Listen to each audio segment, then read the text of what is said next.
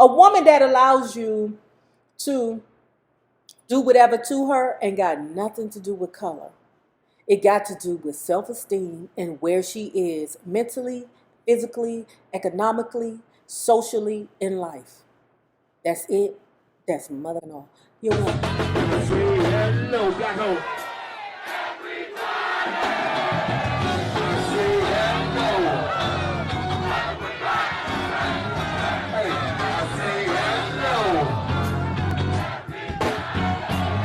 See this brother winning, man. A-R-E. Hey, look, what is your win, babe? What is your win, babe? What is your win, babe? Ch00ses. Well, hello there, love bugs. Hello there, Bellas. If you have not already done so, please remember to like, share the Facebook, subscribe, and visit uptopbeauty.com. Today's looky would be our animal print turban. Y'all, I say that it is always a good alternative to a bonnet, because you know you hoes be out here wearing bonnets like them Jones is a Sarah Wang original. Is it Sarah Wang? No, Anna Sui. And if you are not already a part of our book club, please hit the Patreon link below and or the join button here on the YouTube. And for a small monthly fee of $5, you babies, yes you, can be privy to all the shenanigans before the YouTube gets it, if the YouTube gets it. Pause. So I put up a video with 3 books that we were going to choose from for the next book. I know y'all thought y'all was going to get one of them 3 books, but I made an executive decision. Now, let's wrap up this book. Bobby Womack, My Story, 1944 to 2014. It's a wrap, guys. After about 18 years of marriage, Regina wanted to try and find herself. Come the start of the 1990s, she went to live in New York and took our daughter, Jenna Ray, with her. I have figured all the reason why she up and left. A friend said it was because I got abusive. I used to get mad because she would stay out all night. I said, I've been there and I've done that. Don't call me at 5 saying you're at some club or some house, hanging out, drinking, or whatever. I don't feel like I'm married. Okay, well, that's still no reason for you to put your hands on your goddamn woman. Ninjas be lunching, man. That's why I say you got to be careful with these ninjas. You women around here, y'all be playing with these niggas' affections, and I be telling you that they will kill you. I tried to put fear in her. I said, every time you come home at 4 or 5 in the morning, I'm going to jump on you. But it didn't work. Regina left. I got used to the people walking in and out of my life. The first Caucasian girl I went with was Jody Lava. I never had an interest in being with a white woman or even thought about it. Really. Probably because of all the problems that I saw as a kid when I was growing up. I was taught to stay clear of white folk. My dad didn't invent racism, but he ran his own school. He said, boy, get away from them. Get with your own. He also argued that the white man had made Jesus white, but there was no proof that he was. How do you know? Do you think they had a camera back then? I mean, he got a point. I couldn't laugh at things like that, or he'd get mad and reach for the strap. My mindset was fixed. I didn't want anybody chasing me, giving me the evil eye, or trying to hurt my family because I was hooked up with a white woman. How could I fall in love with a woman that was white? That was the attitude. The whole thing had diseased my mind. So I always stayed away from it. Honesty. I always felt more comfortable walking into a gig with a black woman on my arm than I ever would if she was white. I knew people would make a fuss over it. The same way I got ostracized after marrying Barbara. Life was tough enough without adding to the problem, so I had just figured it out of my mind. Then in 1994, I walked into Jerry's Deli on Beverly Boulevard in Los Angeles and saw Jody. She was working there at the time. Jody was Swedish from Chicago. It was a strange thing with Jody. I would keep going back to that deli and flirt with her. I thought she was very pretty. Oh yeah, because that's the thing you got. You got a thing for waitresses. Remember? That's how you found your wife Regina. Look at Lou. Look at this fool. Me and Jody, we'd laugh and joke about stuff. Things like me putting her in one of my videos. Never happened.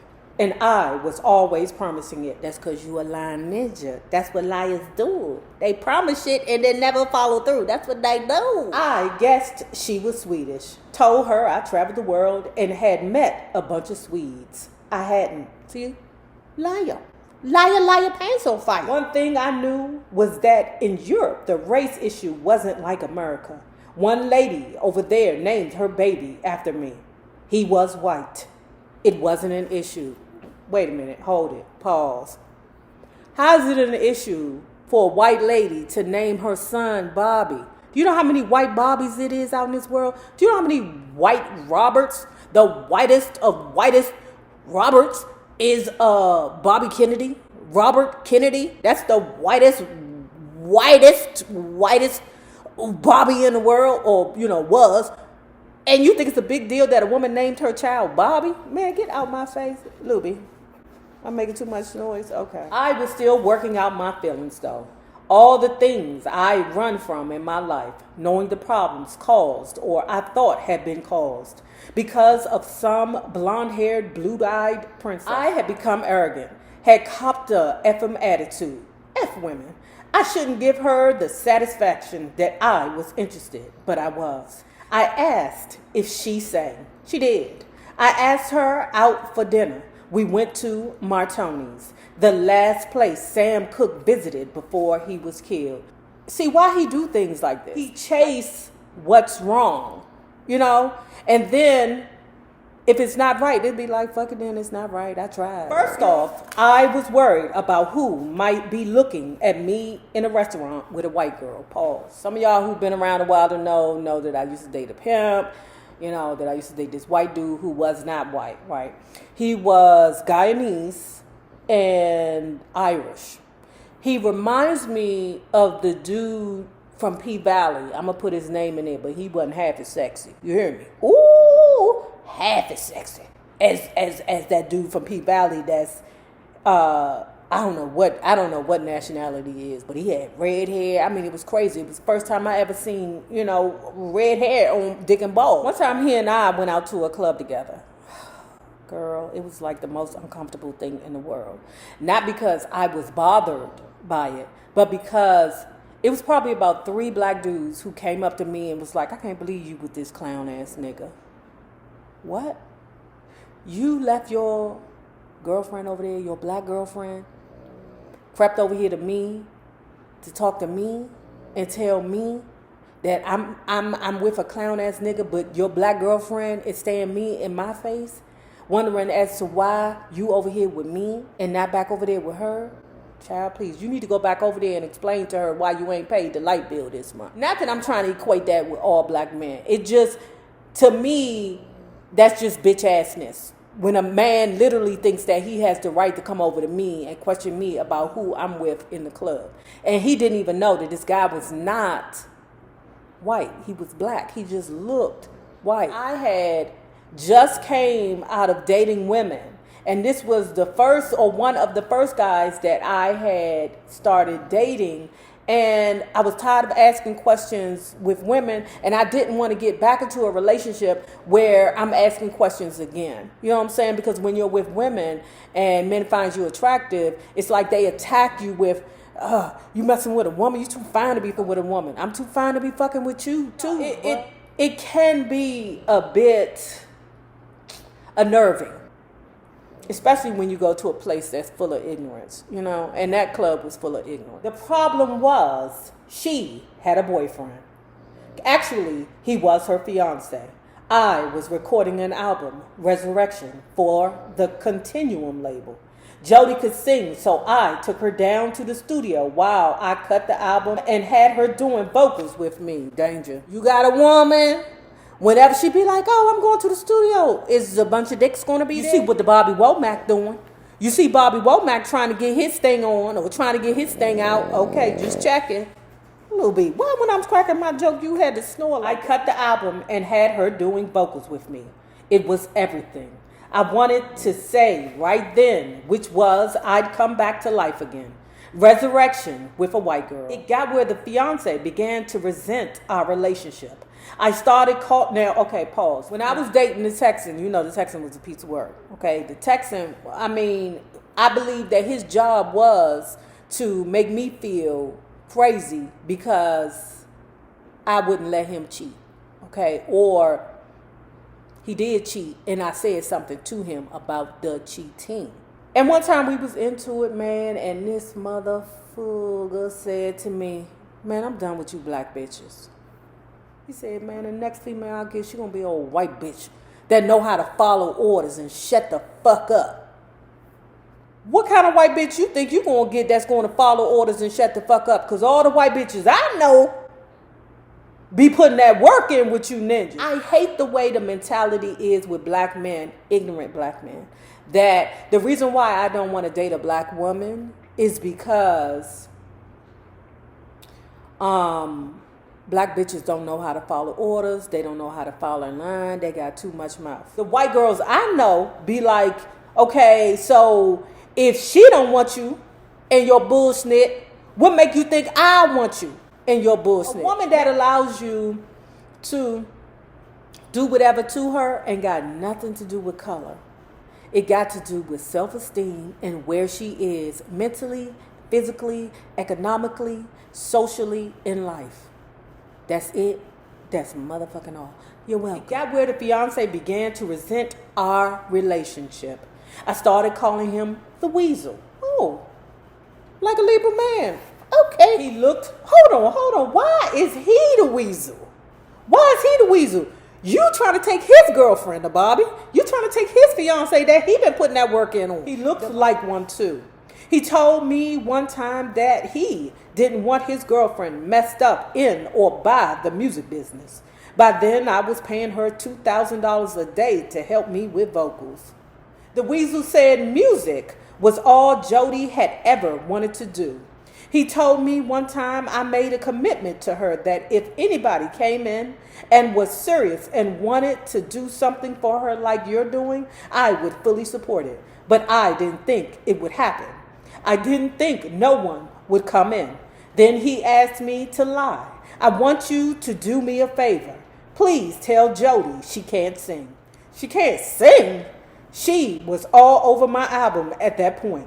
But he kept on at me, begged me. Tell her she can't sing. You gotta do this. Then he called Jody's mom and told her his fiance was running around with an old nigga. Where's the lie? That all got back to Jody. They had a row. It ended when he put all her stuff out in the hall outside my apartment. It was all there. Jody's clothes, makeup, books, pictures, records, the lot. When we got back from the studio one time around 4 a.m. Oh man, it was my fault. Yes, the Bobby. You knew what you was doing. I felt responsible, so I told her to stay a few nights until she got herself together on the couch. Yeah, she thought the couch would do it. She ended up staying a while, but then the fiance decided he wanted her back. He came around at all times, banging his fist on the front door, calling her name. I couldn't sleep. I had to get my old pea shooter out, slipped it under my pillow in case he came back with a can of kerosene and wanted to burn us out. If he wasn't problem enough, I found out some of Jody's family had a problem with our relationship too. I became angry with all the opposition to us. It looked like we were back to the old days. I didn't want to marry a white chick to go through all the old prejudices. I wouldn't be free because even though I loved her, I wouldn't be able to be with her without thinking about people looking at us strange when we walked in places. I didn't think I had to go around and prove myself again. Well, you are the man that hunched your mentor's wife and married her and then gave her a baby. Okay. And then hunched her daughter. Jody got pregnant and went back to Chicago to have the baby. And along came a boy. We called him Corey. The family finally took me in. They loved Jody, and I guess they figured if Jody liked me that much, then they had to accept me. But it was still difficult. For Corey's first birthday, I was the only black in the room. Jody was busy waiting on everyone, and I felt uneasy and sat there. Then my son came over and slept on my lap. I felt like it didn't matter. We had another boy, Jordan. It bothers me I'm not able to see the kids as much as I would like, but I have to work weekends. Sometimes the boys ask why we don't get married, but I think part of it was I just wasn't ready to have a new family simply because I was still attached to Regina, still married to her. I've gotten ready to be a senior citizen. I'm holed up in Sherman Oaks, Los Angeles. Been in the same apartment I've been in for more than a decade. It's okay. I go out nights, ride my bike or run, and no one bothers me. I haven't done drugs in a long, long time. The wine in the rack has been there 4 years or more. Haven't touched a drop of it. Alone now, oh, I guess everybody done left him now. Fuck you, Bobby. Fuck you, Bobby. So you ain't gonna marry me, you gonna give me 2 kids, you gonna stay married to the girl Regina? Okay. Alone now, and I take it one day at a time. Go to bed, fall asleep at 4, come awake at 8 or 9. I feel like I'm adjusting like a person who has been in a wheelchair and taken their first steps. My main thing now is to do the gig and leave. It's sad I don't speak on Barbara no more. Linda doesn't speak to her. Haven't spoken to Cecil for years. No one speaks to no one. Don't know where Sly is at. I hear all kinds of stories, but I love him. If he made the turn I made, then we could talk. That would be beautiful, but it is what it is, and life goes on. Pickett, I hadn't heard from for a long while by the time he died. I don't even talk to women now. Don't need one. I ran out of energy. I got 2 kids in Chicago, 1 in New York, another in jail, and 2 deceased. That's enough.